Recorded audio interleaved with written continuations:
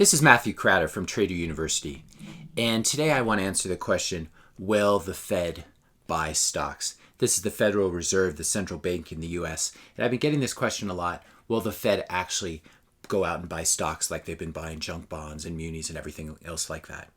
If you're interested in learning how the economy actually works so you can make money in bull and bear markets, be sure to hit that subscribe button.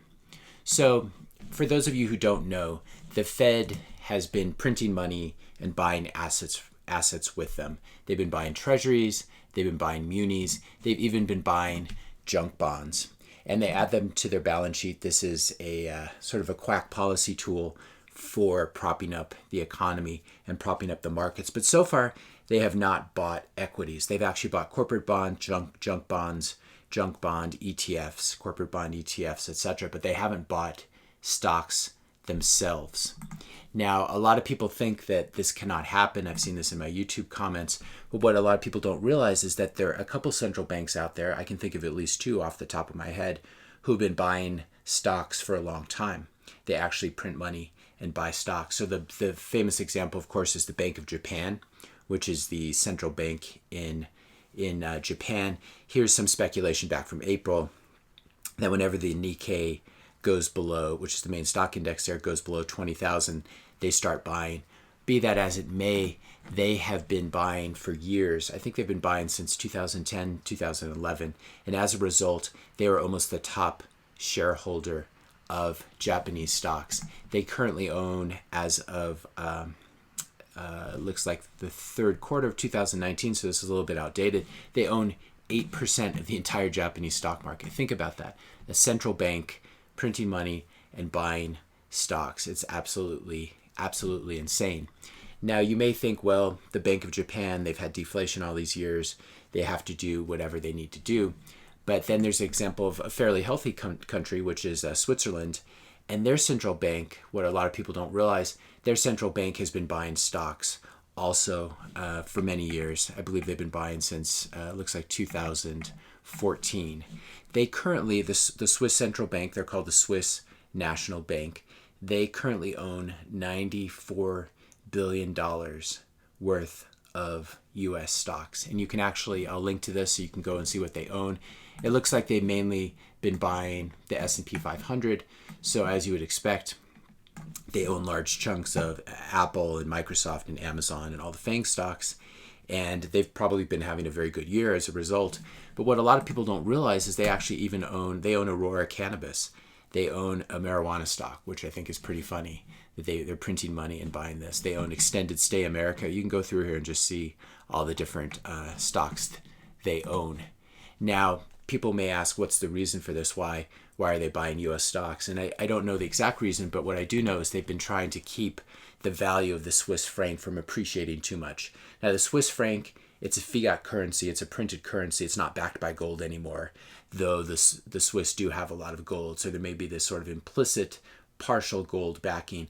But you can see here that really since 2000, the value of the Swiss franc, the purchasing power of the Swiss franc versus the U.S. dollar has almost doubled. It's gone from 0.55 up to 1.10. So this is when this in this chart, when you move up, that's a Swiss franc strengthening against the U.S. dollar. That's just it's a smaller country. It's they don't have the world reserve currency. They're not running huge trade and budget deficits like the U.S. is, and it really is sort of a safe haven in Europe as well. So it's strengthened massively against both the U.S. dollar and against the euro over this time period. This chart actually only goes back to 2007, but you can see it's strengthened maybe 50% against the euro as well. So what the Swiss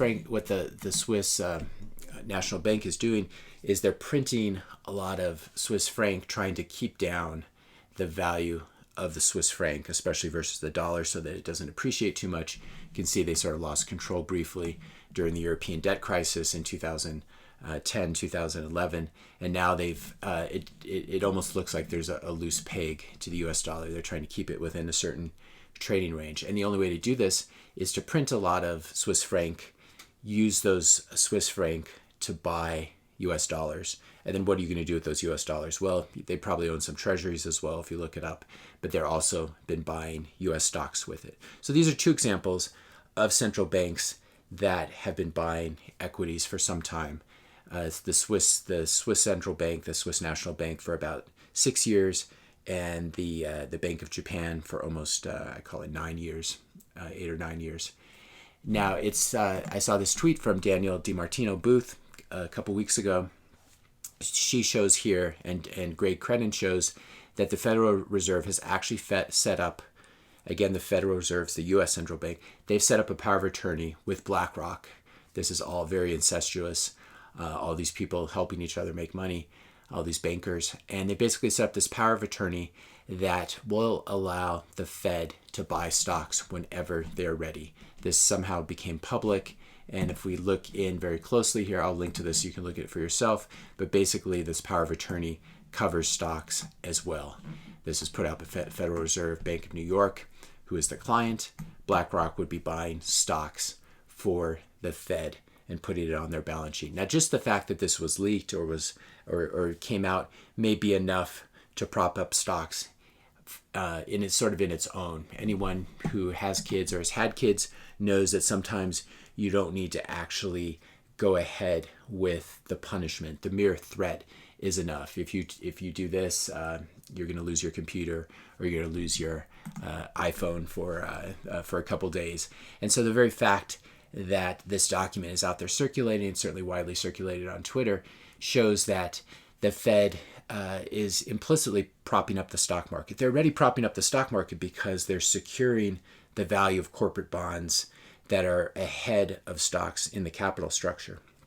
So if you say a company's bonds are not going to default because it has a sort of a permanent buyer in the person of the Fed, what that means is the stock itself should be valued much higher. This was one of the main reasons I turned bullish on Tesla, because their bonds were essentially being bought by the Fed, and there was no way their bonds could default, and so that makes the equities worth a lot more. And something similar has happened. The Fed has actually been buying small amounts of corporate bonds, but just the fact that they have this document that says they could buy stocks may mean that they never actually have to buy stocks. Maybe they start to dip their toes into it.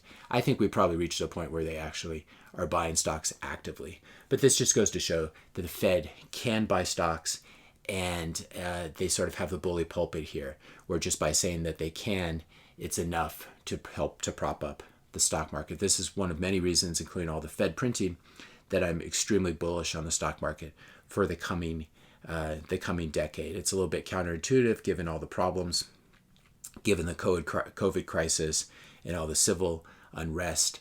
But I think that stocks are going much, much higher because of all this money printing, including Bitcoin and gold as well. Please hit that subscribe and like button if you found this video helpful. Let me know your questions and comments in the comment section below, and I'll see you in the next video.